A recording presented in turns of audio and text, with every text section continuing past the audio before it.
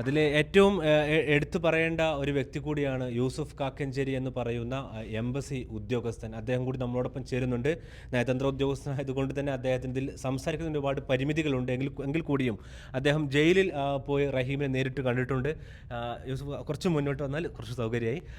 എന്തായിരുന്നു നിങ്ങൾ റഹീമിനെ ആദ്യമായിട്ട് കണ്ടൊരു അനുഭവം? എന്നാണ് അവസാനമായിട്ട് കണ്ടത്? എന്താണ് റഹീം പറഞ്ഞത്? റഹീമിനെ നിരവധി തവണ കണ്ടിട്ടുണ്ട്, എത്രയെന്ന് എനിക്കറിയില്ല. അപ്പോൾ അത് പല നിമിഷങ്ങളും വികാരഭരിതമായ നിമിഷങ്ങളായിരുന്നു.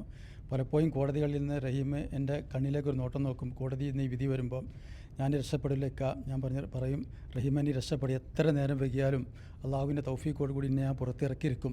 അതിന് നീ വേണ്ടത് ഇനി ആരോഗ്യവാനായിട്ടിരിക്കുക. ഞങ്ങൾക്ക് ഇനി അവിടെ ആരോഗ്യവാനായിട്ടിരുന്നാൽ ഞങ്ങൾക്കവിടെ ധൈര്യം കിട്ടും. ഇനി ടെൻഷൻ അടിച്ചിരുന്നാൽ ഞങ്ങളെ സംബന്ധിച്ചിടത്തോളം ഞങ്ങളും ടെൻഷനായിരിക്കും. അതുകൊണ്ട് ഇനി ആ കാര്യത്തിൽ ധൈര്യവാനായിട്ടിരിക്കുക. ഏത് സമയത്തും ഈ ഒരു കാര്യം റഹീമിനോട് പറയണം. എന്നാലും റഹീം പിന്നിക്ക ഞാനിങ്ങനെ നീണ്ടുപോയി, റഹീമെ നീണ്ടുപോകുന്ന നല്ലതിനാണ്, എത്ര നീണ്ടാലും നല്ലതിനാണെന്ന് മാത്രം വിചാരിക്കുക എന്നുള്ള വാക്ക് ഇപ്പോൾ അള്ളാഹുവിൻ്റെ തൗഫീഖോട് കൂടി, സർവശക്തൻ്റെ തൗഫീഖോടെ വാക്ക് അന്വർത്ഥമായിരിക്കുകയാണ്. ഇപ്പോൾ ലാസ്റ്റ് കഴിഞ്ഞ പെരുന്നാൾ ദിനം റഹീമിനെ വിളിച്ചിട്ടുണ്ടായിരുന്നു.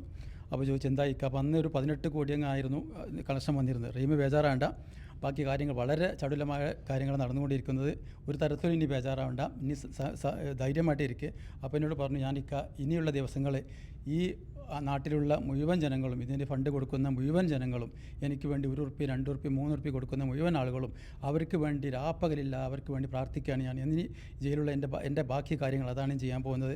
അങ്ങനെ പറഞ്ഞുകൊണ്ട് കരഞ്ഞുകൊണ്ട് എനിക്ക് എൻ്റെ ഉമ്മനെ എത്രയും പെട്ടെന്ന് കാണണം, അതിനുള്ള ഒരുങ്ങിക്കൊണ്ടിരിക്കുകയാണെന്ന് ഞാൻ ഇനി എനിക്ക് സന്തോഷമാണെന്ന് ഈ അവസാന പെരുന്നാളിൻ്റെ അന്നാണ് റഹീം പറയുന്നത്.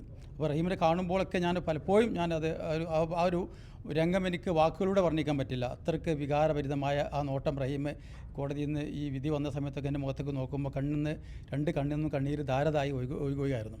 അപ്പോൾ അതൊന്നും അതൊക്കെ പിന്നീട് ഞാൻ എഴുത്തിലൂടെ ഞാൻ ആ കാര്യം ഞാൻ വിശദീകരിക്കുന്നതായിരിക്കും. ഇനി ഇതിലിനി പ്രധാനപ്പെട്ട കടമ്പകളൊന്നും ഇല്ല എന്ന് വിചാരിക്കുന്നു? ഇല്ല, ഇനി യാതൊരു കടമ്പകളില്ല, ഇനി കടമ്പകളൊന്നുമില്ല. ഇനി ചില ഫോർമാലിറ്റീസ് ഉള്ളൂ, അതൊക്കെ എത്രയും പെട്ടെന്ന് തരണം ചെയ്യാൻ കഴിയും.